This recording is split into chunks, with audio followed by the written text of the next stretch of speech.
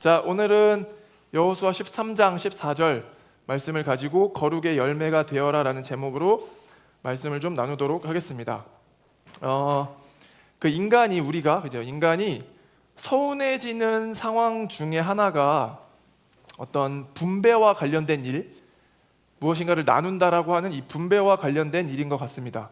분배라고 하는 것은 내 몫을 부여받는, 그렇죠? 내 몫을 부여받는 일이기도 하고, 또 말 그대로 분배잖아요. 여럿이서 여러 사람들의 몫을 나누는 일이기 때문에 때로 우리가 예민해지기도 하고, 상대적으로 남보다 내가 더 받지 못했을 때 좀 예민해지고 서운해지는 일들이 생기는 것 같아요. 저도 이야기 친구들한테도 많이 들었지만, 여러분들 중에서도 종종 우리 친척들, 우리 큰집, 외갓집, 형제 자매들, 우리 부모님의 형제 자매들은 거의 남남처럼 인사도 안 하고 지내요라고, 거의 이제 사이가 다 틀어졌어요라고 이야기해오는 경우들이 종종 있었어요.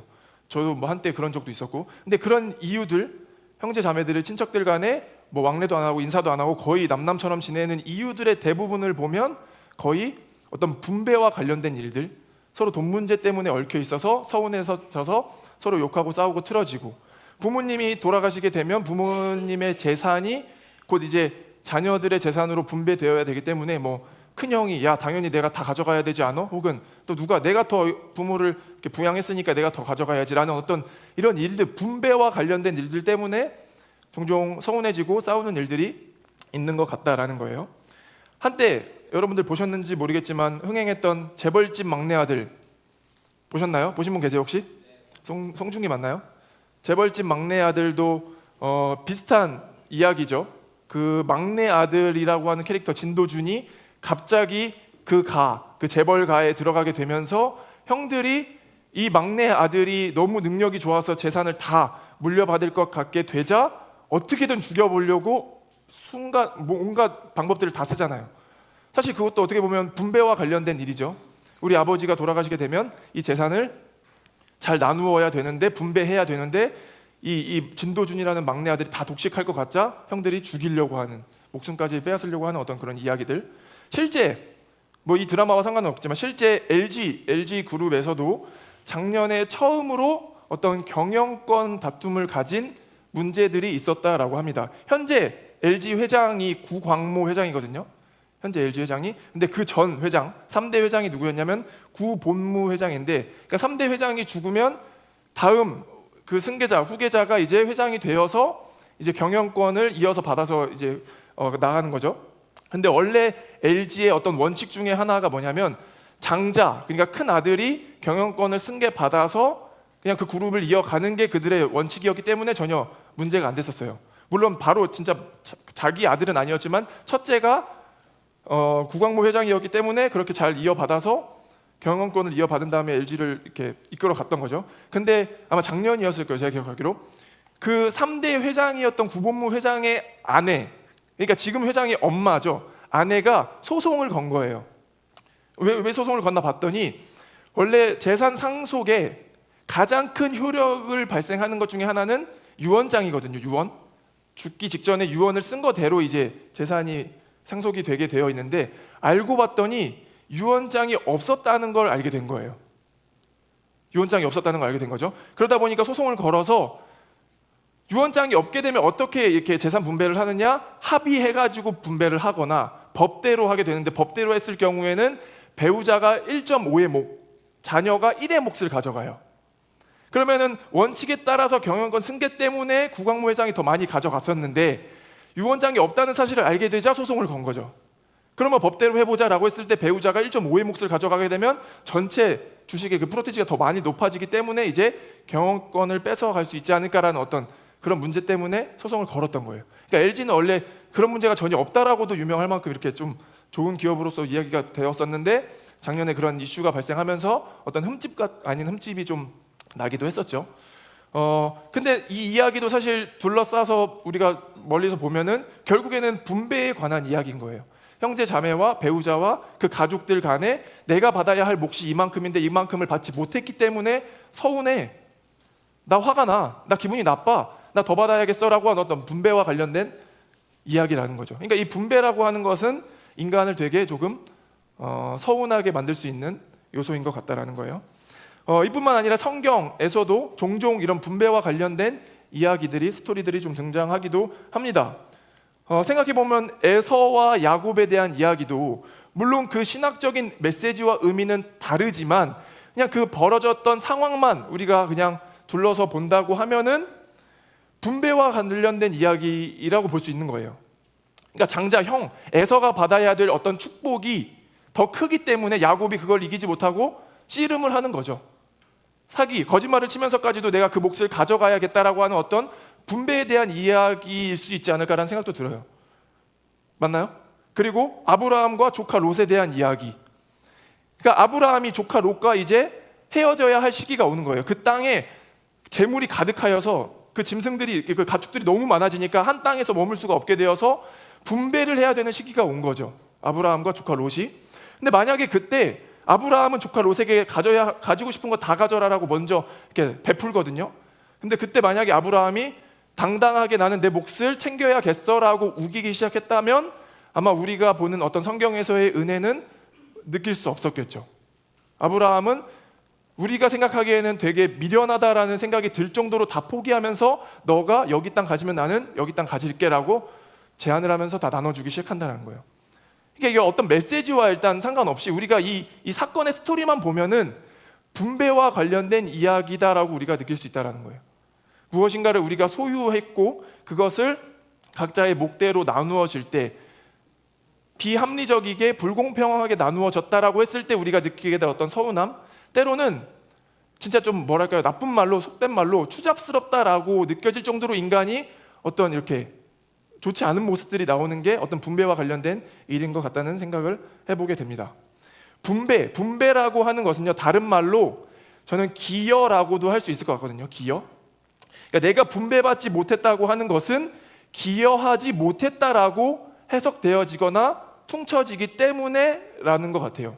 근데 이게 오해하면 안 되는 게 분배받지 못했다라고 해서 기여하지 않았다라고 얘기하는 건 아니에요. 이해가 되시죠? 여러분들이 뭔가를 분배받지 못했다라고 해서 넌 그럼 기여하지 않았어라고 얘기하는 게 아니라 우리 사회가 통용되어지는 어떤 문화가 분배받지 못했다라는 건, 내가 어떤 몫을 받지 못했다라는 건 그럼 너는 그것에 기여를 못했기 때문이야 라고 퉁쳐지고 그런 문화가 형성되어 있기 때문에 분배는 곧 기여와도 관련되어 있다라는 생각을 해보게 된다라는 거죠. 그러니까 내가 분배받지 못했어. 그럼 가끔 분노가 일어나고 우울해지고 섭섭해지고 서운한 감정이 일어나는 거는 그만큼 내가 거기에 쓸모없는 존재가 되었구나, 나는 거기에 기여하지 못했구나라는 어떤 오해, 확대 해석을 하기 때문에 분배는 곧 기여와도 연결될 수 있다라는 거예요. 제가 지난번에도 한번 어떤 책에서 인용했을 때 능력주의의 함정이라는 책에 보면 이런 말이 있다고 했죠. 성과 사회에서 살아가는 인간은 스스로를 소진할 때까지 자신을 착취하는 가해자인 동시에 피해자라는 점에서 비극이다. 그러니까 성과 사회, 우리가 살아가는 사회 안에서는 인간이 스스로를 소진할 때까지 착취하는 가해자인데 동시에 그 사람이 피해자인 거예요. 이 성과 사회 안에서는. 그러니까 스스로를 소진할 때까지 자신을 착취하는 이유가 뭐겠어요? 기여하고 싶기 때문이죠. 더 솔직하게는 분배받고 싶기 때문인 거예요. 그 기여가 곧 나에게 분배, 나에게 무엇인가를 줄 거다라는 어떤 기대감 때문에 자신을 스스로 착취하면서까지 달리게 하는 거죠. 그러니까 이렇듯이 인간은 기여하고 싶은 욕망과 분배받고 싶어하는 욕망이 가득히 내재되어 있다는 것이 우리가 어느 정도 인정해야 될 사실인 것 같습니다. 그런데 이런 문화, 이런 해석, 이런 흐름이 영적인 경우에도 종종 적용이 좀 되는 것 같은데, 그러니까 자본주의 사회 안에서는요, 우리가 살아가는 이 사회 안에서는 기여한 만큼 분배를 받는 것이 어쩌면 너무 당연한 논리라는 것이 우리 안에 문화로 자리 잡혀 있기 때문에 영적인 원리 안에서도 내가 이만큼을 기여하면 나에게 이만큼 분배가 일어날 거다라는 논리로 접근할 수 있다는 거예요. 예를 들면 예수님을 믿고 예배를 드렸으니 나의 기여가 나는 다 반드시 복을 받을 거야 라는 분배로 해석을 할 수도 있다는 거죠. 예수님을 믿는 나의 노력과 에너지, 예배를 드린 나의 기여가 반드시 나에게 어떤 복을 가져다 줄 것이다라는 어떤 분배의 논리, 이 논리로 접근하기 시작하면 우리가 그런 오해를 할 수도 있다라는 거예요. 그러다 보면 때로 우리 삶에 어떤 복이라는 것을 찾아보지 못하게 되면 다른 사람들은 때에 맞춰서 직장도 얻고 결혼도 하고 집도 사고 다 하는 것 같은데 그런 것들이 나에게 복이다라고 해서 얻어지지 못하는 것 같으면 우울해지기도 하죠. 넘어서 확대해서 내 믿음이, 내 신앙이 옳지 않았던 건가라는 의심까지도 하게 된다라는 거예요.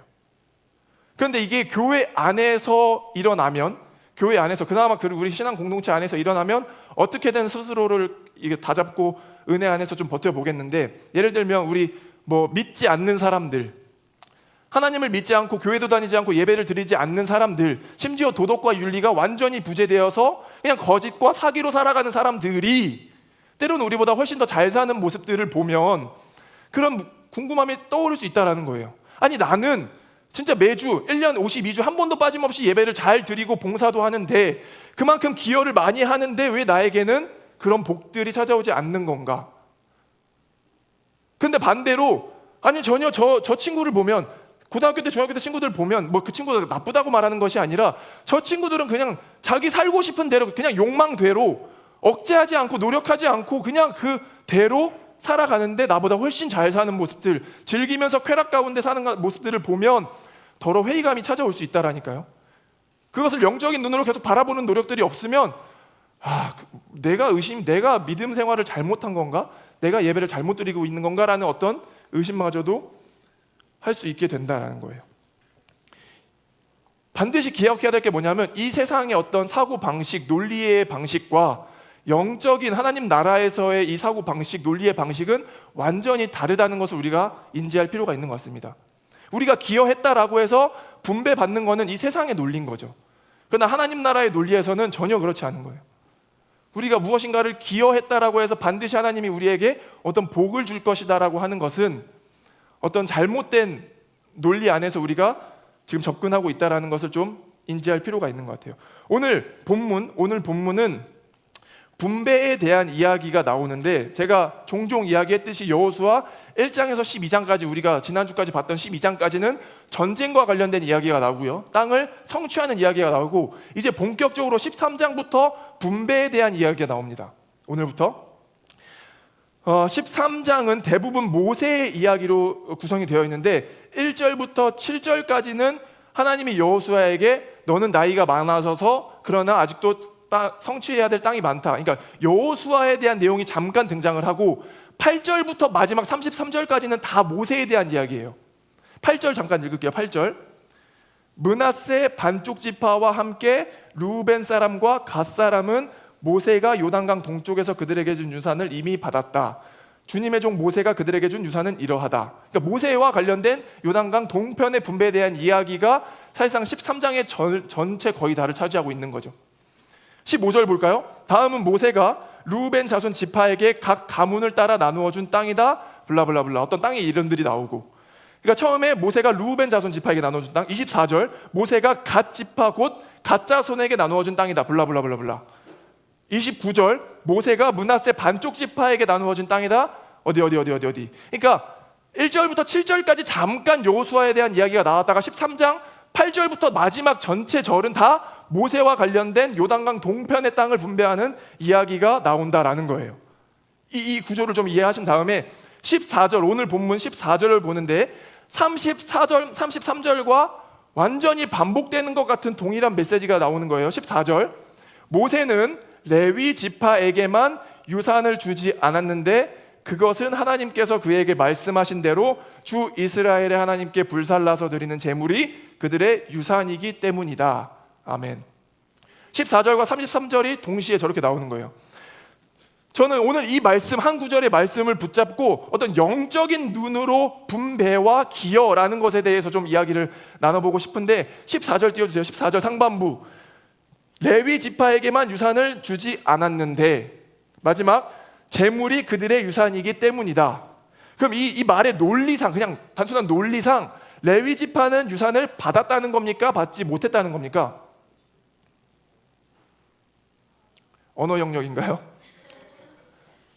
3점짜리 문제입니다. 레위 지파에게 유산을 주지 않았는데 재물이 그들의 유산이기 때문이다. 받았다는 말이죠. 그들의 재물이 유산이기 때문에 유산을 받았다는 말이에요. 그럼 이게 무슨 말이냐면 사실상 이스라엘의 눈높이에 맞춰서 지금 하나님이 설명을 해주시는 거예요. 레위 지파는 그들이 기업이다라고 복이다라고 받을 만한 것이 땅이라고 여겼었는데 레위 지파는 땅을 받지 못했습니다. 하나님을 섬기는 종으로서의 부름을 받았기 때문에 구별되어서 그런 일을 감당했기 때문에 레위 지파만 직접 일을 해서 먹는 그 땅을 주신 것이 아니라 하나님을 섬기는 일로서 땅을 주시지 않고 하나님께 불러살라서 드리는 제물, 그 제물이 그들의 유산이기 때문이다라는 거예요. 그러니까 그나마 이스라엘의 눈높이에 맞춰서 설명을 하려다 보니까 유산을 주지 않았어, 땅은 못 받았어, 하지만 하나님을 섬기는 그 거룩한 일이 그들의 유산이야 라고 지금 설명이 기록됐다라는 거예요. 저는 이 말씀을 당시의 레위 지파가 어떤 영적인 눈, 하나님의 말씀으로 접근하여서 이걸 바라보고 해석하지 못하면 굉장한 서운함을 좀 느낄 수 있겠다라는 생각이 들었습니다. 그러니까 이스라엘은 지금 아주 오랜 시간부터 지금 이 땅의 분배를 받기 위해서 지금까지 왔어요. 굳이 아브라함까지 가지 않더라도 모세, 이집트를 탈출하여서, 그쵸? 홍해를 건너고, 그쵸? 가나안 40여 년의 광야 생활을 보내고 요단강을 건너서 수많은 전쟁을 치른 다음에 마침내 지금 땅을 분배받는 시기까지 왔다라고요. 그럼 이 날만을 기다려서 지금 여호수아 앞에 서가지고 땅을 분배받기를 기다리고 있는데 어디 지파는 어디 땅을 가지세요, 어디 지파는 어디 땅을 가지세요, 어디 지명들이 나오죠. 근데 레위 지파만 땅을 줄 수 없다, 땅을 받을 것이 없다라고 했을 때 이미 왜 받지 못하는지도 다 알면도 불구하고 저는 그 마음의 상함, 되게 서운함, 이기기 어렵다라고 생각을 합니다. 그러니까 여러분들 한번 상상을 해보자고요. 우리가 무엇인가 하나를 성취하기 위해서 수십 년간 수백 년간을 달려와서 이제 마침내 여러분들의 몫을 다 분배받기 시작하는 거예요. 그런데 레위 지파만 왜 내가 받지 못하는 거인지도 알매도 불구하고 누구는 여기 땅 가서 잘 짓고 잘 살아, 땅을 받아가요. 또 누구는 시은이는, 예솔이는 여기 땅에서 잘 거룩하게 살아가라고 했을 때 레위 지파는 줄 게 없어, 하나님을 열심히 섬겨라고 했을 때 이게 우리 마음 가운데 갖고 싶은 욕구가, 분배가 불공평하다라고 여겨지면 서운한 감정이 생길 수 있다라니까요. 그러니까 눈에 보이는 현상으로만 나도 땅 갖고 싶은데 라고 말이 나오기 시작하면, 영적인 눈으로 그걸 바라보지 못하면 불공평한 것이 나에게 서운한 마음으로 작용을 할 수 있다라는 거예요. 아니, 생각을 해봅시다. 우리 수련회 갔을 때 재원이 201호 쓰세요, 여기 상혁이 301호 쓰세요, 이틀 밤 쓰는 그 수련회 장소 방 가지고도 여기가 더 크니, 여기가 샤워실이 더 좋니, 얼마나 깨끗하니 이렇게 따지는 게 우리인데, 그렇죠? 지금 레위 지파는 유산을 받을 수 없다라고 하기 직전에 나왔던 그 요단 동편의 땅은 굉장히 비옥하고 목축하기에 너무 좋은 땅이라고 일컬어지던 땅이에요. 근데 너네는 여기 가서 살아가면 돼, 너네는 여기 좋은 땅 가서 살아가, 집 짓고 잘 해봐. 레위 지파는 기업으로 유산으로 줄 땅이 없어라고 했을 때 레위 지파 안에서 그 거룩한 마음으로 하나님의 그 뜻을 바라보지 못하면 굉장히 서운할 수 있다라는 거예요. 저는 이 말씀을 보면서 우리가 어떤 영적인 원리 몇 가지를 좀 기억했으면 좋겠는데, 첫 번째는 뭐냐면 먼저 첫 번째 꼭 기억하세요. 뭐냐면 눈에 보이는 것이 전부가 아니라는 것을 좀 기억했으면 좋겠습니다. 눈에 보이는 것이 전부가 아니다. 그러니까 우리가 눈에 보이는 어떤 땅 있죠, 땅만 유산이라고 생각하면 레위 지파는 지금 하나님께 특별히 선택받은 존재임에도 불구하고 그 어떤 받은 유산이 없게 되는 거예요. 그러니까 눈에 보이는 땅만이 전부고 이게 유산이다라고 생각을 해버리기 시작하면 우리가 가지지 못한 것들, 우리의 어떤 재산, 능력, 환경들, 그런 것들이 나에게 소유되어 있지 않으면 나는 받은 것이 없다라고 해석을 할 수 있는 일들이 벌어질 수 있다라는 거죠. 이해가 되나요? 그러니까 눈에 보이는 것이 전부가 아니다, 눈에 보이는 것으로 우리를 구별하고 구분 지을 수 없다, 하나님과 나와의 관계를 그런 눈에 보이는 어떤 유산들로서 구별 지을 수 있다면 전혀 말도 안 되는 거죠. 오로지 하나님과 우리와의 관계를 구별 지을 수 있는 유일한 게 뭐예요? 구원의 여부인데, 그 구원의 여부는 우리의 입술로 그리스도를 주라 시인하여서 예수님을 믿으면 하나님이 우리를 죄인 되어서 의인 되어서 자녀 삼아 주셨다라는 거예요. 그럼 우리는 거룩한 존재로서 죄인이 의인 되어진 건데, 그것이 유일하게 하나님과 나 사이를 구별할 수 있는 하나의 요소인데, 우리 중에는 단 한 사람도 자녀되지 않은 사람이 없다라는 거예요. 그럼 여기서 아무도 유산을 받지 못한 사람이 없습니다. 믿으시나요? 믿으시나요? 그러니까 우리가 눈에 보이는 우리가 가진 어떤 재력들, 환경들, 심지어 건강들, 하고자 하는 어떤 의욕들, 그 모든 것들이, 눈에 보이는 그 모든 것들이 다 유산은 맞지만, 제가 그걸 다 부정하진 않지만, 그것만이 유산이어서 하나님과 나 사이를 구별짓기 시작하면 그것을 소유하지 못한 사람은 뭐가 되냐고요. 그건 완전히 성경적이지 못하다는 거죠. 완전하게 클리어하게 구별지을 수 있는 유일한 한 가지는 고백인데, 그 고백이 하나님이 우리를 자녀 삼아 주신다고요. 그럼 죄인된 우리가 의인 되는데, 그것만이 우리가 유산을 받았는지 안 받았는지를 명확하게 이야기할 수 있다라고요. 이해가 되십니까?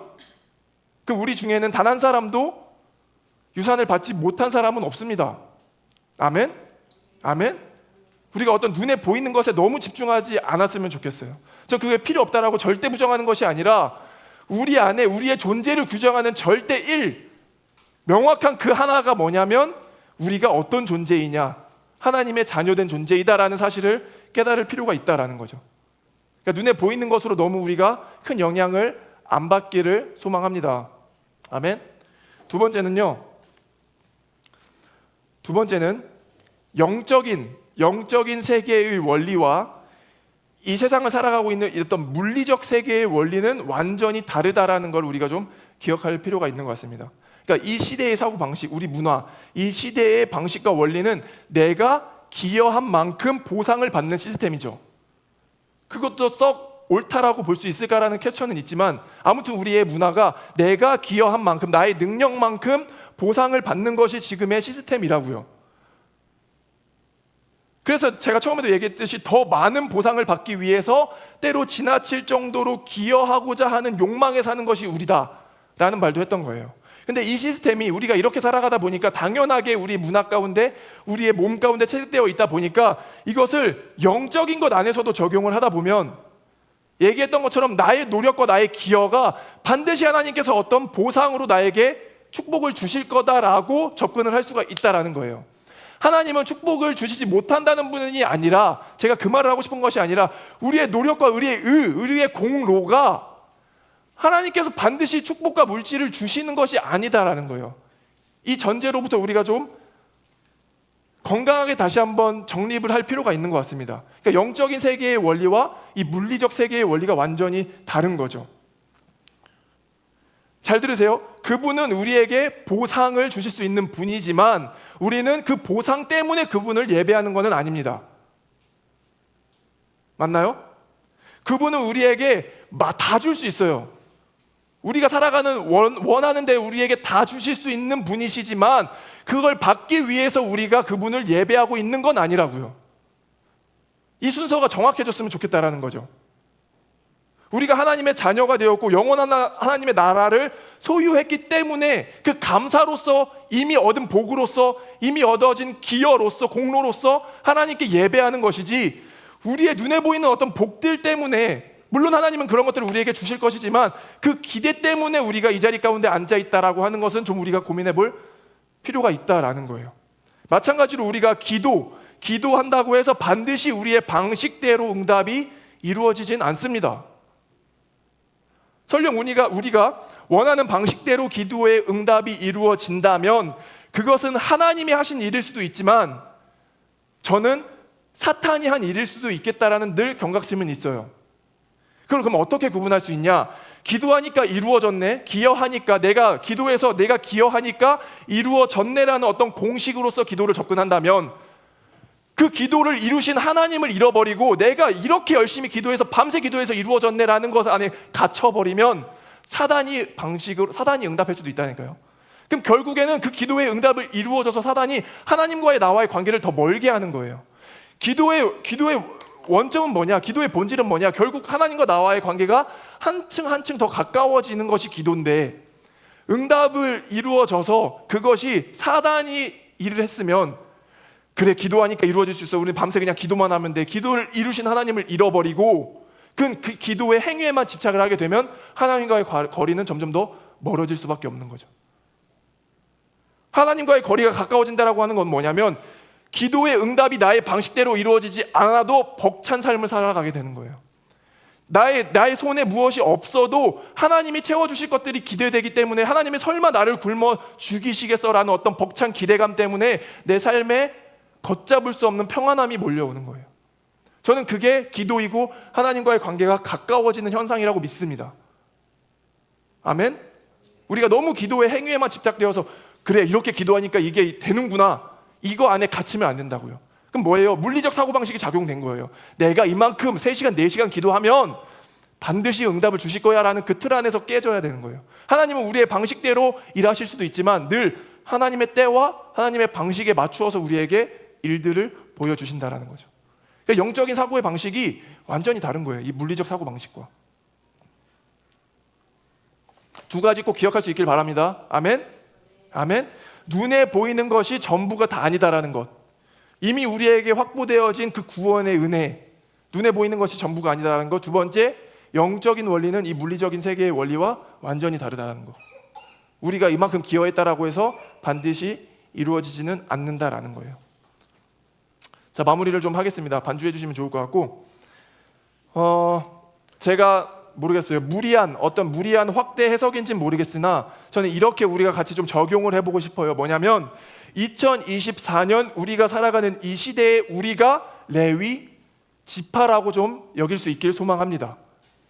이스라엘 여러 지파들 중에 레위 지파가 선택되어서 구별된 존재로 하나님을 섬기고 하나님의 일을 감당케 하는 부름을 받았는데, 이 시대에 우리가 바로 그런 존재들이라는 믿음을 가지고 좀 바라볼 수 있길 소망한다는 거예요. 그렇다면 여러분들도 레위 지파들처럼 눈에 보이는 어떤 땅에, 눈에 보이는 어떤 그런 물질들에 더 집중하는 것이 아니라 하나님을 어떻게 더 섬길 수 있을까에 집중할 수 있어야 되는 거죠. 그 수많은 지파들 중에 한 지파를 구별하여서 레위 지파를 세우셨는데 2024년에 우리가 레위 지파라고요. 이 믿지 않는 수많은 거친 환경 가운데 우리를 선택하셔서 우리가 하나님을 예배하는 존재로 지금 세우셨다라고요. 모르겠어요. 뭐 너무 악담인 줄 모르겠으나 레위 지파로 살길 결단하고 하나님 저 그렇게 살고 싶습니다라고 해버리면, 다 하셨지만 그런 마음을 가지고 살다 보면 실제로 우리가 눈에 보이는 것들이 우리 삶 가운데 주어지지 않을 수도 있어요. 실제로 저는 그렇다 할지라도 제 마음 가운데 그 벅찬 감격을 주체할 수가 없습니다. 저는 여러분들이 그 동일한 은혜가 흘러가길 원해요. 실제 우리가 레위 지파로 주님 살겠습니다라고 하는 그 결단이 너무 악담인지는 모르겠으나 그렇지 않겠죠. 실제 하나님이 여러분들 삶 가운데 여러분들의 필요를 다 100% 공급해 주지 않을 수도 있어요. 그러나 그것이 우리의 삶에 어떤 영향을 미치지 않길 소망한다고요. 왜냐하면 이미 얻어진 그 구원의 은혜가, 하나님 내가 레위 지파로 이 시대에 살 수 있다는 그 큰 은혜가 너무 벅차서 저 그런 것들이 눈에 들어오지 않습니다. 필요 없다라는 것이 아니라 하나님이 그때에 맞춰서 잘 공급해 주실 것이길 알기 때문에, 그 선하신 하나님이 날마다 나를 동행해 주셔서 필요한 것들을 때에 맞춰서 공급해 주실 것을 알기 때문에 이 레위 지파로 산다라는 그 거룩함이 나에게 너무나도 큰 감격으로 다가오는 거죠. 그러면 그것이 그냥 은혜를 다 덮어버리는 거예요. 레위 지파는요, 자기들의 땅, 어떤 딱 그 한 지역을 차지하지 못했지만 각 지파들에 속한 성읍들을 하나씩 차지했거든요. 그게 21장 가면 나와요. 그래서 레위 지파는 이스라엘 모든 지파들 영토에 흩어져 가지고 무슨 일을 하게 되는 거냐? 연합의 일들을 감당하게 되는 거예요. 그 12개, 13개의 지파가 흩어져서 뿔뿔이 땅을 분배받았을 때 이제 우리는 남남이야라고 사는 것이 아니라 레위 지파가 각 성읍들로 구석구석 다 들어가서 연합을 이루게 하는 일을 주셨다고요. 그럼 우리가 이 시대의 레위 지파로 살아간다는 건 무엇이냐? 여러분들 가정에, 여러분들 부모님의, 여러분들의 형제 자매의 연합을 이루기 위해서 부름받은 존재들이에요. 여러분들 회사에서, 여러분들 사회에서, 직장에서, 여러분들이 사는 구석구석에서 연합을 이루기 위해서 세움받은 존재들이라고요. 하나님의 말씀을 통해서, 하나님의 예배를 통해서 그곳에 예배를 세움으로 우리가 구별된 존재로 이 시대에, 이 악한 시대에 소망과 희망을 다시 세우는 거죠. 그게 레위 지파를 부르신 이유라고 믿습니다. 저는 우리 교회를, 우리 공동체를 이 시대에, 이 지역에 세우신 이유가 그거라고 믿습니다. 아멘. 우리가 레위 지파로 살아갈 수 있길 소망합니다. 아멘. 여러분들이 속해 있는 그 상황 가운데 더욱더 거룩하여져서 더욱더 예배와 말씀을 붙잡고 기도로 연합을 이루는 존재들이 다 되어지길 간절히 소망합니다. 아멘.